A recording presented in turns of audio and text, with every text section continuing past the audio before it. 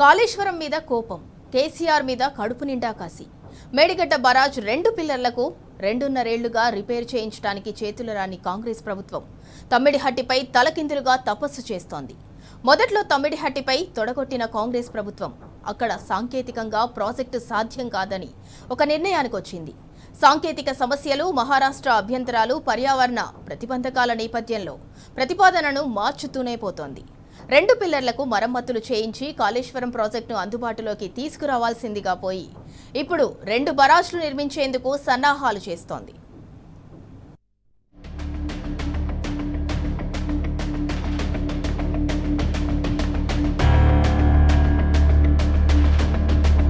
మేడిగడ్డ బరాజ్లో 2 పిల్లర్లకు మరమ్మతులు చేయించి కాళేశ్వరం ప్రాజెక్టును అందుబాటులోకి తీసుకురావాల్సింది పోయి తమ్మిడిహట్టి వద్ద 2 బరాజులను నిర్మించేందుకు కాంగ్రెస్ ప్రభుత్వం సన్నాహాలు చేస్తుంది.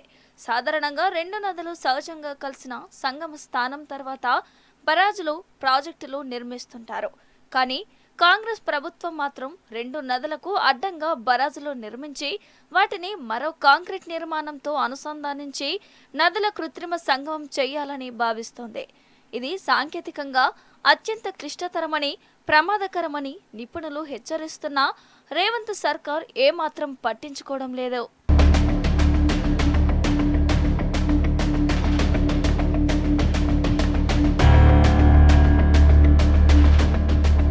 తమ్మిడిహట్టి వద్ద 2 బరాజులు నిర్మించి నీటిని మళ్లించాలనే దిశగా సర్కార్ కసరత్తు చేస్తోంది. వార్దాపై 1, వైన్ గంగాపై మరో బరాజు నిర్మించాలని, మధ్యలో 2.1 కిలోమీటర్ల మేర కాంక్రీట్ నిర్మాణాన్ని చేపట్టి కృత్రిమంగా జలాశయాన్ని ఏర్పాటు చేసి నీటిని నిల్వ చేసి మళ్లించాలని సూత్రప్రాయంగా నిర్ణయించినట్టు తెలిసిందే. సంబంధిత ఏజెన్సీ ఆ మేరకు ప్రణాళికలు సిద్ధం చేసినట్టు సమాచారం. అయితే ఈ ప్రతిపాదనలు ఆచరణలో అత్యంత ప్రమాదకరమని, సాంకేతికంగా, ఆర్థికంగా అత్యంత భారమని నిపుణులు స్పష్టం చేస్తున్నారు. ప్రత్యామ్నాయాలను అన్వేషించాలని సూచిస్తున్నారు. అయినా సర్కార్ మాత్రం మొండిగానే ముందుకు పోతున్నట్టు తెలుస్తోంది.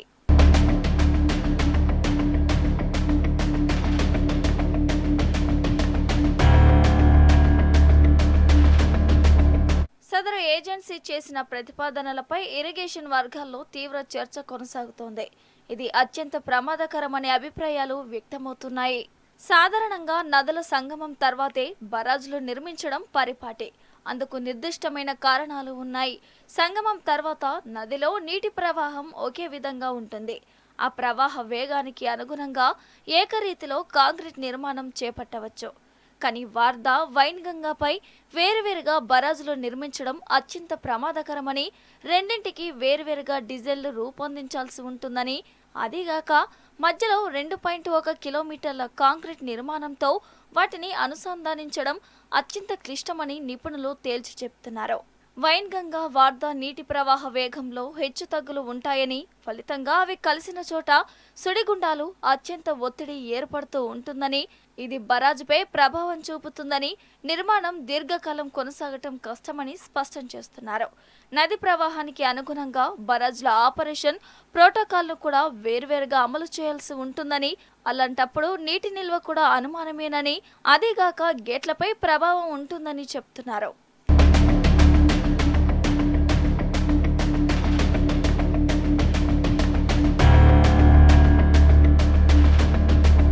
మొత్తంగా 2 వేర్వేరు బరాజులు నిర్మించి వాటిని కాంక్రీట్ నిర్మాణంతో కృత్రిమంగా అనుసంధానించి నీటి మళ్లింపు అనే డిజైన్ ఇప్పటికీ ప్రపంచంలోనే ఎక్కడా లేదని వివరిస్తున్నారు.